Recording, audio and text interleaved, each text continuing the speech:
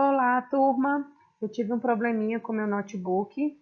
Ele não estava emitindo imagem, então eu tive que refazer a aula de revisão para vocês. Nessa aula é a revisão da parte 2 do conteúdo de saúde e segurança no trabalho. Então, a primeira revisão está disponível no chat, lá no Teams, que foi a aula da semana passada. Nessa aula, a gente está fazendo a parte 2 da revisão de saúde e segurança do trabalho. A nossa prova já é na semana que vem, então a minha sugestão é que vocês resolvam os exercícios e qualquer dúvida podem me mandar mensagem, podem comentar lá no chat do Teams, que eu vou esclarecer aí as dúvidas de vocês. Então, para iniciar o conteúdo, vamos ver sobre edificações. Toda a instalação da empresa, ela deve estar em conformidade com a segurança e a saúde para o trabalhador. Então, as instalações, o ambiente de trabalho, ele deve obedecer às exigências da norma regulamentadora com relação ao ambiente empresarial. Os locais de trabalho devem ter a altura do piso ao teto, que é o pé direito, né? De acordo com as posturas municipais. Não só a altura do pé direito, mas toda a edificação, ela deve obedecer às exigências do município, né? Da região ali da cidade. Então, ao construir o projeto das instalações da empresa, devem ser observadas as posturas municipais para poder oferecer as condições de conforto, salubridade e segurança para o trabalhador. Os pisos dos locais de trabalho não devem apresentar saliências, nem depressões que prejudiquem a circulação de pessoas ou a movimentação de materiais. Então, o que significa isso? Todo o piso da empresa devem ter conformidade. Não pode haver diferença de nível, porque isso pode provocar um acidente de trabalho, queda em altura. Então, é importante observar essas exigências. As aberturas nos pisos e nas paredes devem ser protegidas de forma que impeça a queda de pessoas. Então, para isso, a gente tem um guarda-corpo, né? Que deve ter, no mínimo, 1,20 m de altura, e esse guarda-corpo vai proteger contra a queda do trabalhador. Os pisos, as escadas e rampas devem oferecer resistência suficiente para suportar as cargas móveis e fixas para as quais a edificação se destina. Então, deve ter o cálculo estrutural para que esse piso, as escadas e rampas, suporte, né, o peso ali da atividade de trabalho, da edificação. As rampas e escadas fixas de qualquer tipo devem ser construídas de acordo com as normas técnicas oficiais e mantidas em perfeito estado de conservação. Então, é bastante importante lembrar que a edificação ela precisa de manutenções, né, para evitar, inclusive, infiltração. Essa infiltração pode causar mofo e, consequentemente, um ambiente insalubre. Então, é de suma importância essa manutenção nas instalações da empresa. Nos pisos, escadas, rampas, corredores e passagens dos locais de trabalho, onde houver perigo de escorregamento, serão empregados materiais ou processos antiderrapantes. Então, se o piso não for antiderrapante, o empregador deve providenciar as faixas adesivas que colam, né, no piso para poder ficar de forma segura e tornar ali o processo antiderrapante. Os andares acima do solo devem dispor de proteção adequada contra quedas, de acordo com as normas técnicas e legislações municipais, atendidas às condições de segurança e conforto. Então, para a gente finalizar aí sobre as exigências, né, das edificações, as partes externas, bem como todas as que separem as unidades autônomas de uma edificação, ainda que não acompanhem sua estrutura, devem obrigatoriamente observar as normas técnicas oficiais relativas à resistência ao fogo, isolamento térmico, isolamento e condicionamento acústico, resistência estrutural e impermeabilidade. Então, é outra exigência com relação à edificação, porque toda essa instalação ela deve observar a resistência ao fogo, isolamento térmico, e os pisos e as paredes dos locais de trabalho devem, sempre que necessário, ser impermeabilizados e protegidos contra a umidade. Depois desse contexto das instalações da empresa, a gente viu sobre a ergonomia, que é uma obrigatoriedade constante na ANR17.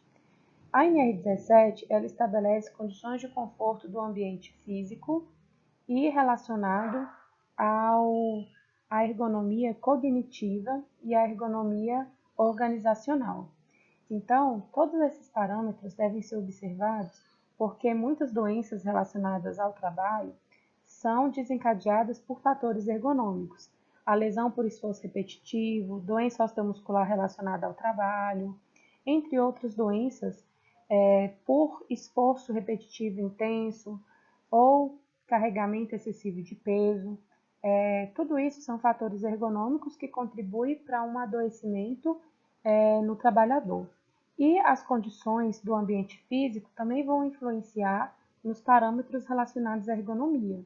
O ambiente físico são ruído, temperatura, velocidade do ar e umidade. Então, o empregador ele deve manter todos esses parâmetros dentro do que a legislação estabelece como obrigatoriedade. O ruído, para fins de conforto acústico, que é para ambientes de trabalho que exige esforço intelectual, deve estar em conformidade com a NBR 10.152. E aí nessa NBR, o ruído ele deve estar entre 68 decibéis, em torno de 68 decibéis, para esses ambientes que exigem esforço intelectual. Não estou falando de insalubridade, porque a insalubridade ela tem um limite de tolerância de 85 decibéis. Tá? Então, aqui é um ruído para conforto acústico.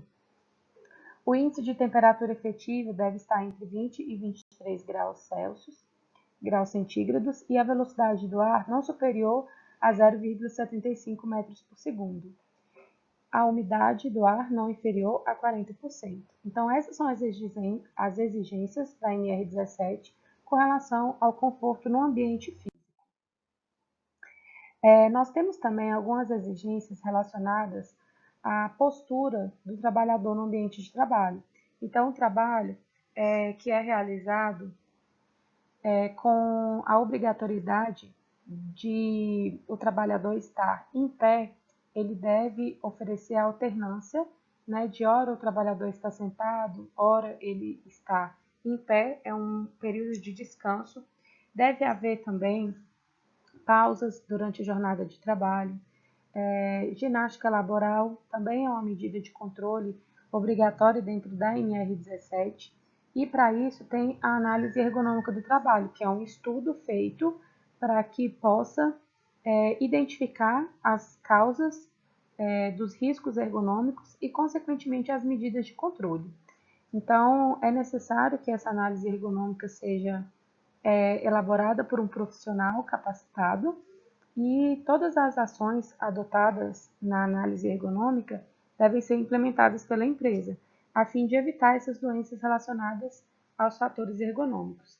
E, nesse sentido, vale ressaltar também que as doenças psíquicas relacionadas a processos mentais, como a síndrome de burnout, depressão, também são doenças causadas por fatores ergonômicos e, se diagnosticadas com algum nexo causal com o trabalho, serão consideradas doenças ocupacionais.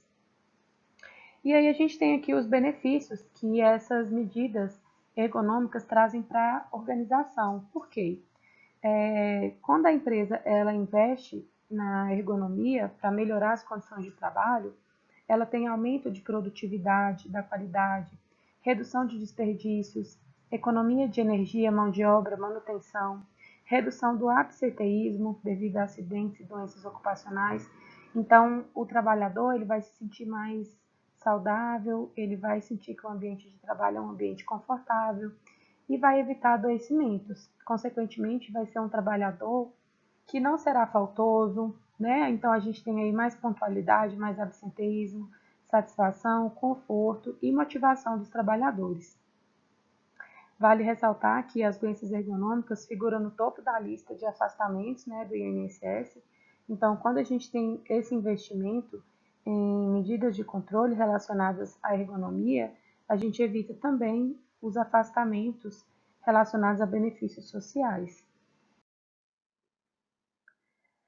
Logo depois da ergonomia, a gente estudou sobre a insalubridade e a periculosidade. Então, aqui sim vem um assunto, né, que está relacionado aí aos processos mais administrativos, né, acréscimo do percentual na folha de pagamento do trabalhador. Então, a insalubridade ela vai ser caracterizada se o risco ao que o trabalhador está exposto for considerado acima do limite de tolerância ou mencionado, né, nos anexos 6, 13 e 14 da NR, né, 15, que fala da insalubridade. Também poderá ser insalubridade se o risco for comprovado por meio do laudo de inspeção, conforme o anexo 7, 9 e 10 lá da NR 15. Então, a insalubridade é um acréscimo, né, no salário do trabalhador, que pode variar entre 20, 10, 20 ou 40%. Esse cálculo ele é feito sobre o salário mínimo e não sobre o salário do trabalhador. Então, deve ser observado, deve ser avaliado o ambiente de trabalho para poder identificar se as condições estão dentro do parâmetro da legislação ou não. Se não estiver, a empresa pode adotar alguma medida de controle e se mesmo assim o risco persistir, aí o empregador deverá pagar esse adicional na folha de pagamento do empregado. É importante ressaltar que a insalubridade não tem direito adquirido, ou seja, se o trabalhador está em um ambiente insalubre e amanhã esse ambiente se torna saudável em razão de um equipamento de proteção individual ou um equipamento de proteção coletiva, a empresa pode cortar da folha de pagamento do funcionário esse adicional de insalubridade, porque só será pago durante o período em que o trabalhador estiver em um ambiente insalubre. Bom, então essa tabela é importante vocês lerem e entenderem ela. Pode cair questão desse assunto relacionado ao percentual a ser pago. Como eu falei para vocês, pode variar entre 10, 20 e 40%. Então, aqui a gente tem listado o risco e o percentual a ser acrescido na folha de pagamento do trabalhador. O nível de ruído, contínuo ou intermitente, e o ruído de impacto, tem aí um acréscimo de 20% no percentual da folha de pagamento do trabalhador. Mais uma vez, 20% sobre o salário mínimo, né? Então, esse acréscimo, ele vai vir desde que o ruído esteja acima do limite de tolerância. O calor também é um risco físico, e aí ele representa aí 20% de acréscimo, né? Sobre o salário mínimo. Radiação ionizante e ar comprimido representa 40% de acréscimo na folha de pagamento do trabalhador. Radiação não ionizante, vibração, frio e umidade representam 20% de acréscimo sobre o salário mínimo na folha de pagamento do trabalhador. Já os agentes químicos podem variar entre 10, 20 e 40%. Então, vai depender de qual é o produto químico, de qual é o agente químico que o trabalhador estará exposto. Com relação à poeira mineral, esse adicional é sempre 40%, como por exemplo o amianto, né? E com relação a agentes biológicos, o adicional vai variar entre 20% e 40%. Se for uma exposição a doenças infectocontagiosas, 40%, ok? Então, aí a gente tem a tabela que representa o percentual a ser acrescido na folha de pagamento do trabalhador, em razão da insalubridade. Mais uma vez, pessoal, é mais importante eliminar, controlar e monitorar o risco do que realizar esse pagamento. Então, o pagamento do adicional é só em último caso, é só quando realmente não existe nenhuma outra alternativa para melhorar ali as condições do ambiente de trabalho. A NR15 estabelece que a eliminação ou a neutralização da insalubridade deverá ocorrer com a adoção de medidas de ordem geral que conservem um ambiente de trabalho dentro dos limites de tolerância. Então, vamos supor que eu tenho aqui uma poeira mineral. Porém, Eu instalei um exaustor, e a concentração desse risco químico passou a se encontrar dentro do limite de tolerância. Então, nesse sentido, eu neutralizei o risco, ou seja, eu não precisarei pagar a insalubridade. São medidas de ordem geral, né? É uma medida de controle, foi um exaustor que manteve ali as condições do ar dentro do limite de tolerância. Ou também com a utilização do equipamento de proteção individual. A exemplo disso, a gente tem o ruído. Se o trabalhador está exposto a um nível de 90 decibéis de ruído e ao usar o protetor auricular, esse ruído caiu para 84 decibéis, por exemplo, nesse sentido, o nível de decibel está dentro do limite de tolerância. Então, ocorreu ali a neutralização da insalubridade. Essa tabela mostra o limite de tolerância para o ruído, de acordo com a máxima exposição diária. Então, se o trabalhador ele desenvolve sua tarefa durante 8 horas, ele poderá estar exposto a um nível de ruído de 85 decibéis. Conforme vai aumentando o nível de decibel, vai diminuindo a máxima exposição diária. Então, se eu tenho aqui um trabalhador exposto a um nível de decibel de 90 dBA, esse funcionário ele só poderá estar exposto a esse nível de ruído durante 4 horas por dia, tá? Então, é a tabela do limite de tolerância. Ultrapassou esse limite de tolerância e não tem nenhuma medida de controle, deve ser pago o adicional na folha de pagamento do funcionário. Qual é o valor do adicional da insalubridade do ruído? 20% do salário mínimo. O ruído de impacto, da mesma forma, a gente tem aqui o limite de tolerância, que é de 130 decibéis ou 120 decibéis, se o equipamento avaliar no circuito de resposta rápida. Então, vai depender da configuração do decibelímetro ou dosímetro de ruído que vai avaliar a situação. O calor ele vai ser avaliado por um equipamento que a gente chama de medidor de estresse térmico ou termômetro de globo. Então, a gente tem o cálculo definido na norma regulamentadora e esse cálculo ele deve ser comparado aos parâmetros da ANR. Se o resultado estiver acima do limite, deverá ser pago o adicional de 20%. Então, as medições devem ser feitas no local onde permanece o trabalhador, à altura da região do corpo mais atingida.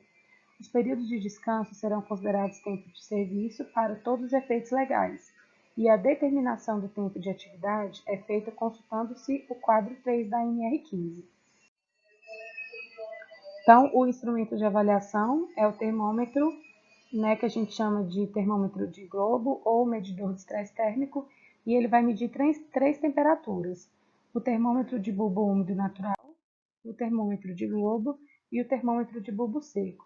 Depois desse resultado, vai ser calculado junto com a taxa de metabolismo que o trabalhador gasta para desempenhar a sua atividade. E aí, faz-se a comparação com a norma regulamentadora. Na avaliação da exposição ao calor, o índice deverá levar em conta os fatores ambientais, o metabolismo e o tempo de exposição. Então, é bastante importante levar em consideração o metabolismo, porque o trabalhador ele pode pegar muito peso, se movimentar muito, então isso vai prejudicar ainda mais a exposição do calor. Por isso que é levado em consideração tanto os fatores ambientais, quanto a taxa de metabolismo e o tempo de exposição a que o trabalhador fica exposto.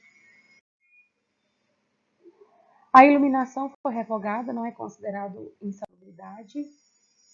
As radiações ionizantes, elas são consideradas conforme a classificação da Comissão Nacional de Energia Nuclear. Então, normalmente o empregador utiliza fonte radiativa ou equipamento que emite radiação, monitora os trabalhadores por meio de dosímetro. Então, existe uma avaliação específica e aí, se o trabalhador estiver exposto ao limite acima do permitido, no caso de radiação ionizante, deve ser pago um acréscimo de 40%. O trabalho em condições hiperbáricas é devido à insalubridade de grau máximo, e ele é inerente à atividade, ou seja, não existe avaliação quantitativa, e sim avaliação qualitativa. Basta existir o risco de pressões anormais que será pago o acréscimo de 40%. É uma avaliação in loco, no ambiente de trabalho, para poder identificar se existe ou não o risco. A radiação não ionizante, a gente tem como exemplo a radiação solar. Então, é determinado, né, que essa avaliação ela vai levar em consideração o tempo de exposição que o trabalhador fica exposto, a distância do empregado à fonte de radiação, o tipo de proteção usada e a medição da intensidade da radiação. Caso seja comprovado que está acima do limite de tolerância, vai ser pago um acréscimo de 20%. Então, a eliminação ou neutralização estabelece que a insalubridade por atividades com radiação não ionizante será caracterizada quando o trabalhador se expuser a esse agente, sem proteção adequada, como, por exemplo, EPIs, né, que são luvas, aventais, protetores faciais. E aí, pessoal, quem vai elaborar esse laudo, quem vai fazer essas avaliações in loco ou avaliações quantitativas, será o médico do trabalho ou o engenheiro de segurança do trabalho. Então, são esses dois profissionais que têm atribuições legais para poder elaborar e definir se o ambiente é insalubre ou não. No caso da vibração, nós temos dois exemplos, que é a vibração de mãos e braços, como, por exemplo, o operador de martelete, ou a vibração de corpo inteiro, como, por exemplo, o motorista de ônibus. Então, caso essa avaliação quantitativa esteja acima do limite de tolerância, vai ser pago um acréscimo de 20% no salário do trabalhador. Para a vibração de mãos e braços, nós temos o limite de tolerância de 5 metros por segundo. E para a vibração de corpo inteiro, nós temos o limite de tolerância de 1,1 metros por segundo, quando o cálculo for feito pelo valor da aceleração resultante da exposição normalizada. Quando for feito o cálculo da dose de vibração resultante, o limite de tolerância para a vibração de corpo inteiro é de 21 metros por segundo, elevado a 1,75. Então, esse limite ele vai ser observado, né, para a elaboração do laudo de insalubridade. Bom, com relação ao frio, as atividades ou operações executadas no interior de câmaras frigoríficas ou em locais que apresentem condições similares que exponham os trabalhadores ao frio, sem a proteção adequada, serão consideradas insalubres, em decorrência do laudo de inspeção, realizado no local de trabalho, ou seja, o médico do trabalho ou o engenheiro de segurança do trabalho, ele vai em loco para verificar se existem essas condições similares de trabalho, né? Como, por exemplo, a operação executada no interior de câmaras frigoríficas. Se houver, ele vai determinar o pagamento do adicional de insalubridade. A umidade será considerada quando houver ambientes alagados ou encharcados. Então, só será considerada umidade se for uma umidade excessiva, capaz de produzir danos à saúde dos trabalhadores, e aí o adicional é de 20% do salário mínimo. No caso da umidade, deve-se observar os seguintes fatores. O local deverá ter volume de água significativo. O tempo de exposição é um fator importante, então não pode ser uma exposição eventual, e sim uma exposição habitual. Na verdade, turma, todos esses riscos que são insalubridade só serão caracterizados realmente insalubres se a exposição for habitual. Ou seja, é aquela exposição permanente que o trabalhador vai estar exposto todos os dias e por bastante hora do dia. Se for uma exposição eventual, não vai ser caracterizado o pagamento do adicional.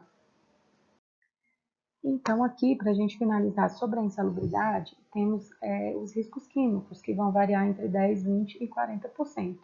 Vai depender de qual é o risco químico, se são aerodispersores, gases, vapores, e o médico do trabalho ou o engenheiro de segurança do trabalho vai definir o risco e assim observar na norma regulamentadora qual deve ser o pagamento do adicional.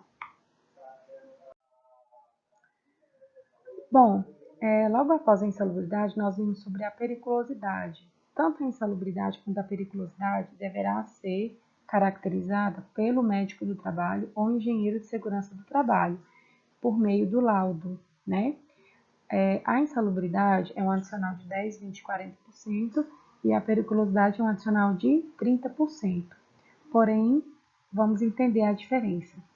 O exercício de trabalho em condições de periculosidade assegura ao trabalhador a percepção de adicional de 30% incidente sobre o salário. Então, o cálculo da periculosidade, desses 30% da periculosidade, não é sobre o salário mínimo, e sim sobre o salário básico do trabalhador, sem acréscimos resultantes de gratificações, prêmios ou participações no lucro da empresa. Então, esses 30% da periculosidade serão calculados sobre o salário do empregado. E aí, o empregado ele vai optar pelo adicional de insalubridade, que porventura lhe seja devido, ou seja, ele não receberá os dois ao mesmo tempo. Ou ele receberá a insalubridade, ou ele receberá a periculosidade. É responsabilidade do empregador a caracterização ou a descaracterização da periculosidade, mediante laudo técnico elaborado por médico do trabalho ou engenheiro de segurança do trabalho, como a gente viu aqui. E aí, para a gente encerrar aí, a lista das atividades consideradas perigosas são atividades e operações com explosivos, atividades e operações com inflamáveis, atividades e operações com radiação ionizante, atividades e operações com exposição a roubos ou outras espécies de violência física, como, por exemplo, o agente de segurança pessoal ou patrimonial, atividades e operações com energia elétrica e atividades em motocicleta, desde que seja atividade habitual. Então, essas 5 atividades serão consideradas periculosidade. Bom, pessoal, então, para comprovar insalubridade e periculosidade, deve ser por meio do laudo. Esse laudo será elaborado pelo médico do trabalho ou engenheiro de segurança do trabalho. Com relação à aposentadoria especial, a aposentadoria varia entre 15, 20 e 25 anos. Aí, o perfil profissiográfico previdenciário, que é o PPP, deve ser entregue ao trabalhador no momento da rescisão contratual dele com a empresa para comprovar o período que ele esteve trabalhando exposto ou à insalubridade ou à periculosidade, porque aí ele vai entregar esse PPP junto ao INSS, comprovando o tempo de exposição a agentes nocivos, ok? Então é isso, como eu falei para vocês, é uma revisão. E aí aqui a gente vai resolver duas questõezinhas. De acordo com os limites de tolerância estabelecidos pelo Ministério do Trabalho, o senhor João, funcionário de uma indústria química, exerce atividades de trabalho em condições insalubres de grau máximo. De acordo com a CLT, é assegurada a ele a percepção de um adicional de, se é insalubridade de grau máximo, então a resposta certa é a letra A, 40% do salário mínimo. A letra B fala 20% do salário e gratificações, errado, porque o cálculo da insalubridade é sempre sobre o salário mínimo, não se considera gratificações, e o grau máximo é 40%, médio 20% e mínimo 10%. A letra C fala 30% do salário, errado, porque 30% é só periculosidade. A letra D fala 10% do salário mínimo, 10% é grau mínimo, né? E 30% do salário e gratificações. Também errado. Então, a resposta certa aí, letra A. E aqui uma última questão para a gente encerrar. O trabalho em condições de periculosidade assegura ao empregado um adicional sobre o salário sem acréscimos resultantes de gratificações. Então, outra observação importante é que a periculosidade ela é calculada sobre o salário sem esses acréscimos. E aí, o percentual do adicional de periculosidade é de letra C, 30%. Ok? Então é isso, bons estudos e até semana que vem na prova.